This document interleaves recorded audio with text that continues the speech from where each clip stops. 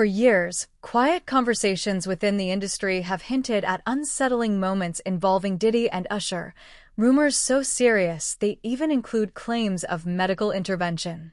Instead of dismissing the talk as gossip, 50 Cent has continued to bring it to the forefront, arguing that the entertainment business often hides its ugliest realities behind fame, influence, and image.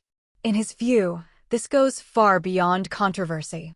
He sees a familiar cycle: young talent rising quickly, powerful figures controlling access, and an unspoken rule that certain stories must never be told.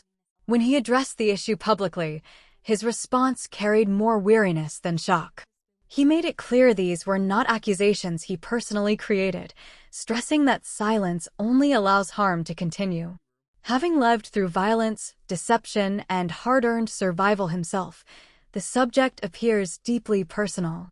It isn't about settling old scores. His concern lies with young artists who may never have truly had a choice, whose hopes were leveraged, whose paths were shaped by others, and whose dreams, he implies, may have been exploited to serve someone else's authority. I'm surprised by the allegations, as surprised as everyone else is. Like, I didn't make the allegations. I didn't tell people to say these things. It comes out, I see it in the news like everyone else. But I did feel uncomfortable with the way you would present the idea of going to these projects. To come party with me. Yeah.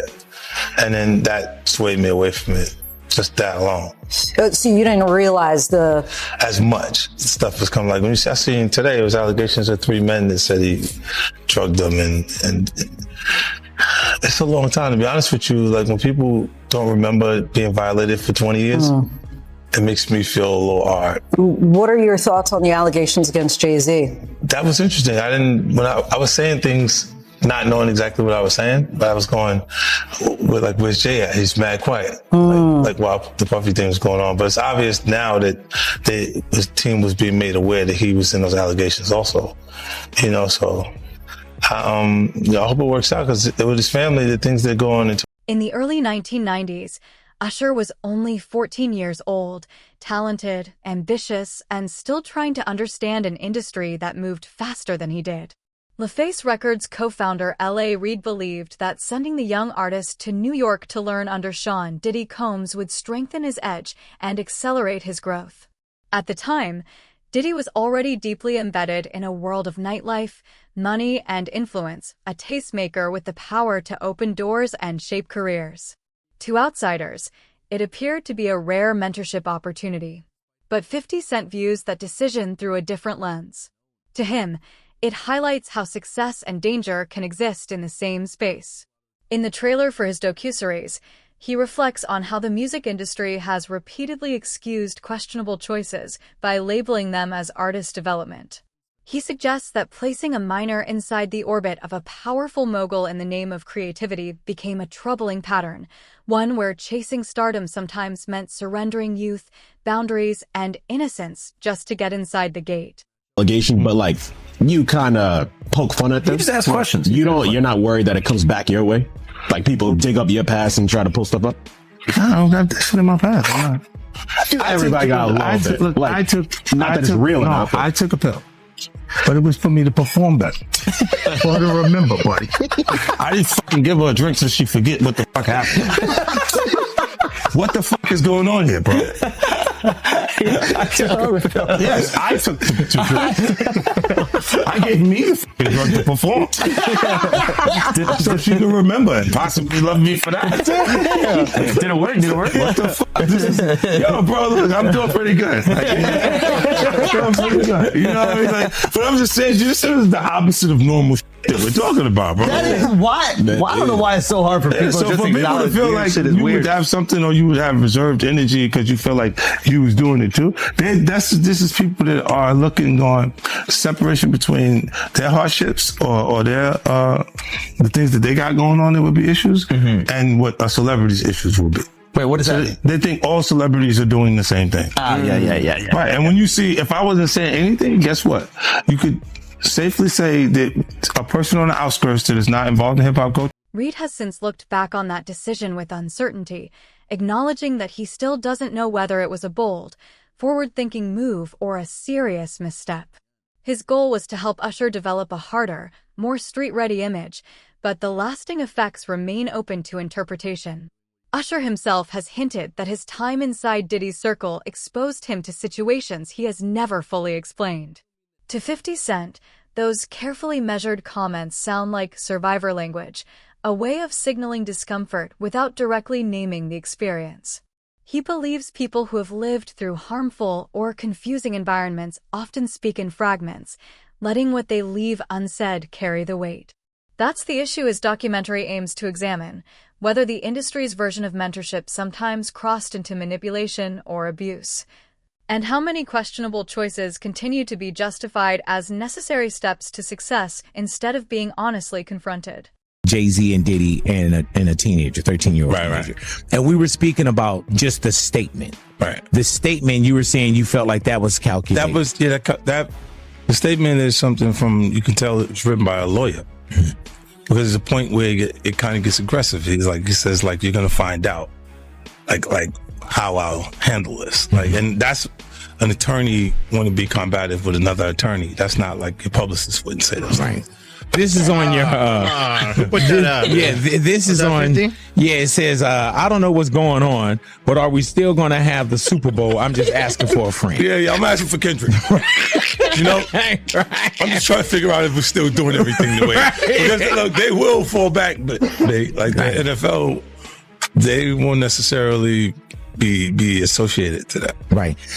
Why do you not insert yourself, but you're on top of every topic, right? Yeah. I'm just watching. I'm participating. I'm being part of culture. I'm just telling my opinion. Right. Look, because you're part of the culture. I can't say anything now. I'm out of it. I'm going to Dre's studio and just sit with. By the late 1990s, Usher had become a global force, earning Grammy wins, selling millions of records, and commanding worldwide attention. Many within the industry pointed to Diddy as a key influence in building that self-assured image. But 50 Cent pushes back on that interpretation, arguing that the confidence people admired may have been forged through pressure rather than encouragement. In one interview, he put it bluntly, "They break you down so they can rebuild you their way." That isn't guidance. It's domination. From his perspective, Diddy's period of power didn't just produce stars. It also normalized silence. Achievement became the excuse. As long as the artist succeeded, the method was defended, regardless of the personal toll. It raises an uncomfortable question. Did the industry prioritize outcomes over humanity, applauding chart toppers and public acclaim while ignoring what may have happened behind the scenes, so long as the machine kept running and the money kept flowing? Victim. They not seeing that boy that got rushed to the hospital. They're not seeing what the intentions was in his heart when he took Justin Bieber there. Oh. Let's be honest. He took Justin Bieber there. Diddy had been trying to get to Bieber for a minute. And his management was backing him off. But it wasn't until Usher took over management and had guardianship and gave temporary guardianship to the diddler for 48 hours. Think about that. He had already been to the hospital. That situation that Gene was talking about. And you still took Bieber there. But you got custody of him first.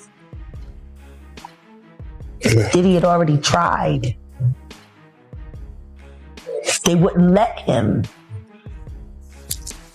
Actually, someone made reference to the fact that Diddy trying to get at Bieber the way he was trying to get at Bieber was looking a little predatory.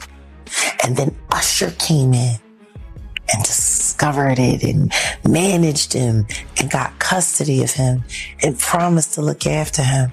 And then he sent him to the diddler. Does that sound like a good guy? It's horrible. Does that sound like a good guy? Now that we know what Diddy's really like. What kind of fucking asshole do you gotta be to take another boy, another talented boy, and put him in your place so it ain't gotta be you no more? Because that's what pedophiles do. They get victims, and then once they get to a certain age and they get too old for them to enjoy them, they send them out to go get other young kids. Now, if Usher is a procurer, and if Usher knew what was going to happen to any of those young children that he took to the Flavor Freak off, is he a good guy? Especially considering what happened to him, especially considering that he sat with Howard Stern, and Howard Stern said, would you send your kids to Puffy's Flavor Camp? And his immediate response was, hell no! So it's good enough for everybody else's kids, but it's not good enough for you. Become friends in a strange way, you know? Like Robin Big. Yeah, it's like, exactly. I'm Big and you're Robin. Yeah. No, I mean, to a lot of us, he's like a little brother. You know what I'm saying? He's not afraid to call and ask for advice. He's somebody that, in the industry-wise, the record industry is a strong family, and he's somebody that, you know, we definitely have our arms around, and we want to protect him because he's such genuinely a nice person. Besides his talent, you know what I'm saying? He's one of the greatest kids that you could ever know. Justin, you.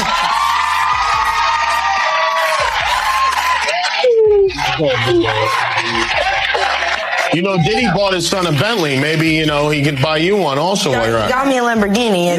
Oh, well, that's nice. I haven't gotten it yet, though. Yeah, I know. When is that coming, that Lamborghini? We talked about this last He time. had the Lamborghini for a day or two, and he had access to the house, and he knows better than to be talking about the things that he does with Big Brother Puff on national television.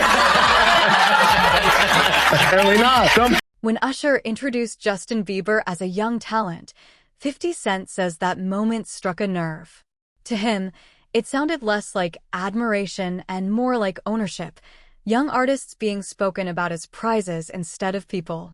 Bieber was only 14 at the time and was soon absorbed into the same powerful circles Usher had once entered, a similarity 50 found impossible to dismiss. Old footage later resurfaced of a teenage Bieber referring to Diddy as Uncle Puff and spending time at his home. To 50 Cent, those moments point to a familiar cycle. New artists are welcomed as family, then gradually treated as assets within a larger system. He argues that mentorship can quietly shift into dominance when influence goes unquestioned. In his view, the industry has long sold young talent dazzling opportunities, presenting deep access and authority as care and guidance, while critics warn it may conceal manipulation. Living in this shame, living in all this sort of stuff in my past, and I wasn't able to move on. Do you think the person that the you of then was on a path of self-destruction? Oh, for sure. Yeah, I would have, for sure, 100%. Yeah. It would have been no bueno. It was bad. I don't know if I'd be alive for sure. It was dark, but I want to definitely tell my story so that if that resonates to anybody, that they can hopefully learn from it. Well, for me, you know, music comes from somewhere. Right. Maybe it comes from this youthful naivety and this desire to escape something. And then you get out there in front of the world, and then it comes from a place of wanting more of it. Yeah. I mean, just think about how young I was and so impressionable. And you have everybody telling me how awesome I am at all times, you know, and like, I just want people to understand like the psychology behind why I potentially could have problems in my life. So yeah, thank you for being here and helping me tell that story. But yeah, just protecting those moments because people take for granted encounters, and I just want to protect her, you know? I don't want her to go through anything I went through. I don't wish that upon anybody. Yeah, if she ever needs me, I'm just a call away. Do you realize how important your story is? Every time I have a conversation with someone who's been through this unique type of experience, I'm searching for some kind of truth that can help. I commend you for going there and asking the tough questions and the things that people don't want to talk about, and they don't want to go there because it's revealing, and I want people to take a look at my story and hopefully. By the age of 15, Justin Bieber was already carrying the weight of global fame, balancing massive adoration with the fragility that comes from growing up in public.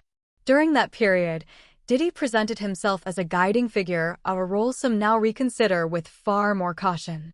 50 Cent has explained that there were certain circles he deliberately avoided, saying in one interview that world wasn't for him and that children should never be placed in those situations. Those words resonate differently today as resurfaced clips and memories invite fresh examination, late-night moments, uncomfortable interactions, and interviews now viewed as troubling in retrospect. To 50 Cent, none of this feels unexpected. From his perspective, the warning signs were always there. His conclusion is blunt. Survival doesn't always come from charging forward without fear, but from knowing when to walk away before you're drawn into something that can't be undone. Distance, more than anything, is what he believes kept him safe. I'm sleeping to this day. Like, yo, man, I'm here to work, man. I ain't sang in a week. I mean, I'm 13 years old, and I'm telling him, look, you're going to put me in the studio, man. You got Biggie Smalls in there. You got Craig Mack in there. I'm not here to party with you. I don't want to go to the clubs. Matter of fact, I'm too young to even be in here. Why you got me in clubs? We was to New York City, and I lived with Sean Puffy Combs for a year. That's the crazy thing. Now, that was L.A. Reid's idea, right? We're sending you over to something called Puffy Flavor Camp. There you go. To learn Flavor Camp? Yeah, that's what it was called. And you're going to go to Puff Daddy's. He's in the 90s. Do you understand what that's like? Puffy's place was like just filled with chicks and orgying like nonstop, right? No, not really. I mean, but hey, it was curious. I got a chance to see some things. Yeah, but you were 13. What were you seeing? I went there to see the lifestyle. Right. And I saw it. And it was, but I don't know if I could indulge and understand what I was even looking at. It was pretty wild. So nobody tried to, some woman didn't come along. I didn't say that. Okay. I didn't say that. What I did say is that there were very curious things taking place. And I didn't necessarily understand it. Biggie Smalls was there. Biggie Smalls was there. Lil' Kim, Craig Mack. All these people are hanging around. Yeah, man. Faith Evans, Jodeci, Mary J. Blige. They didn't know nothing about this shit. Oh. I was having a good time. You know what I mean? Does he have you doing any chores? Are you doing dishes at all? I mean, to keep you humble somewhat? Or are you just like, can you stay up till 4 a.m. with them and party? I mean, I could. I actually stayed up longer than them. And do you have money? What's going on? I mean, I had like per diem. I had like, what like a living. Life. Yeah, it's pretty crazy. 14 years old. You're a dad now. Would you ever send your kid to Puffy camp? Hell no. Mind me asking, because I know the topic is sensitive. What happened to Usher? I heard about some music executive from the industry back in Harlem. I heard it from some music executives back in Harlem. And I'm not going to speak on their name. They doing programs and everything like that, and they may be doing some of them. They may speak on it themselves. But I heard it from some music executives. What did you hear? Bro, you know how people be talking, and we was around some people, something like that, and then some people might say, yo, I don't F with that dude. And at the time, I didn't even know who the F Usher was. You know what I'm saying? It was one of those type of situations. And when people say, yo, man, I don't F with them, I'm getting out that industry and everything like that. Puff sent this little kid to the hospital. How he sent him to the hospital? Man, Nick was bleeding from the butt. And that's what was said. So I didn't even have a name for the kid at the time. Then you heard, and that's what happened. But how dare you say a man that groomed you, you gonna give him a pass? Bro, I know. Let me reframe you on something. Remember Usher? We was at the Swiss Hotel. Puff had Kim in the room. Had one of Keith Sweat's baby mothers in the big room outside the master bedroom. He came outside in his robe. She gave him a fellatio right there. His back was turned to me. She gave him a fellatio. You knocked on the door. I came and opened the door for you. Puff went in the room. You came in the room and kissed that girl dead in her mouth. Now I'm telling that because you taking up for somebody that you know and a lot of more people know. didn't do you right when you was at Diddy camp?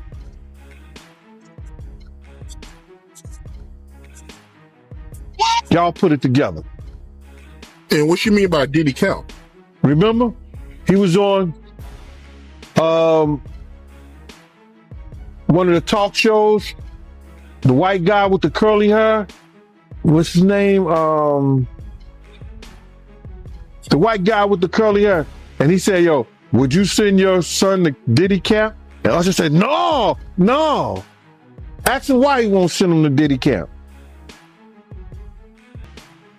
But yet and still you praise him.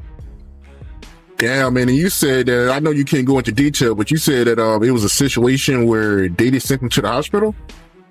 Let Usher explain that to you. Let Usher mama explain that to you. And the hospital was in Scarsdale. As new allegations continue to surface, reports suggest Justin Bieber has been pulling away, allegedly unsettled and re-examining his formative years in the industry. Usher, by contrast, appears far more reserved, carefully navigating a legacy built within the very system now facing renewed scrutiny.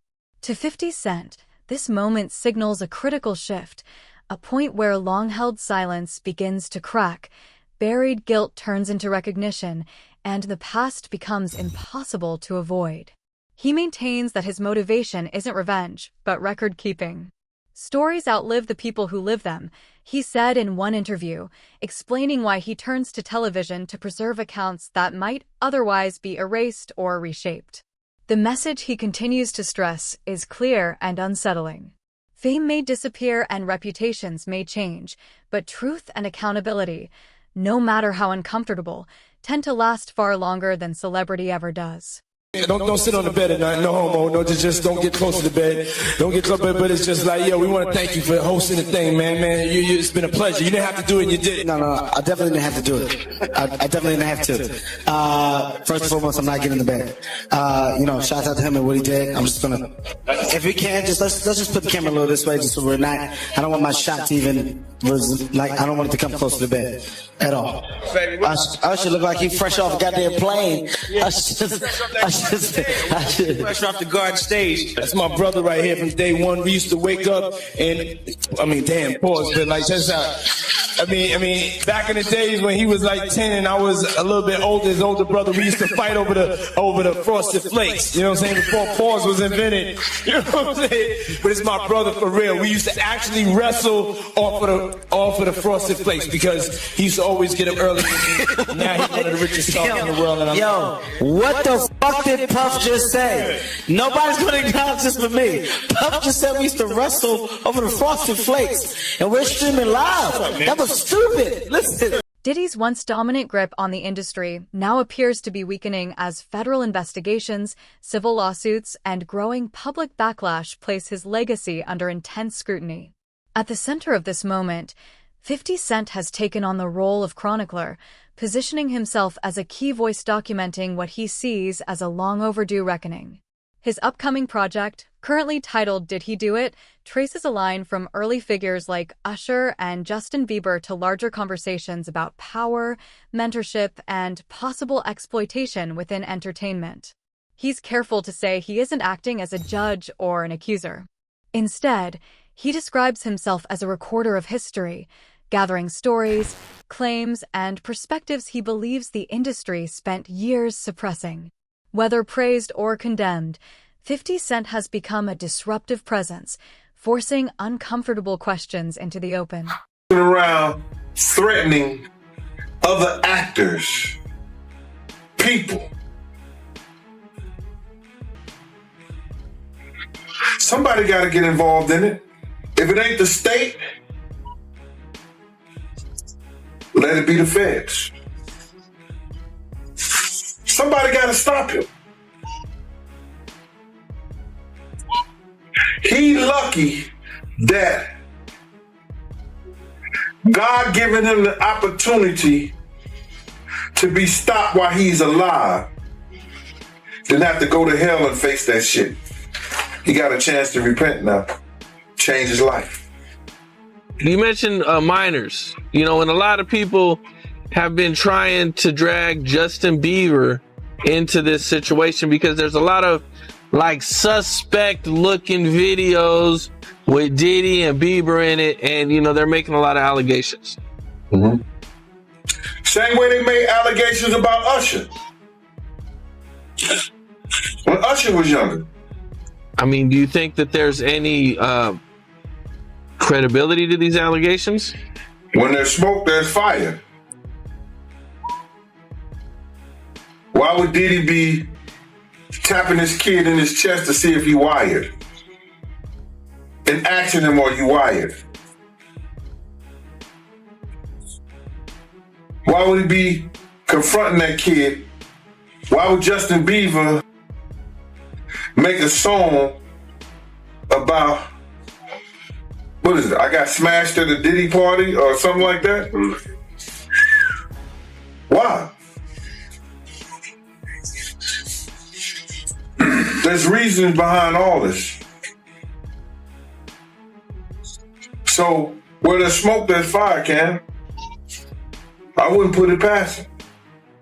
Yeah, Justin, he's been real quiet about this. I mean, I think like a lot of the other celebrities. I was reading some, Cam, and the kid say after he went to Diddy camp, he started using drugs so heavy and was smashed every day.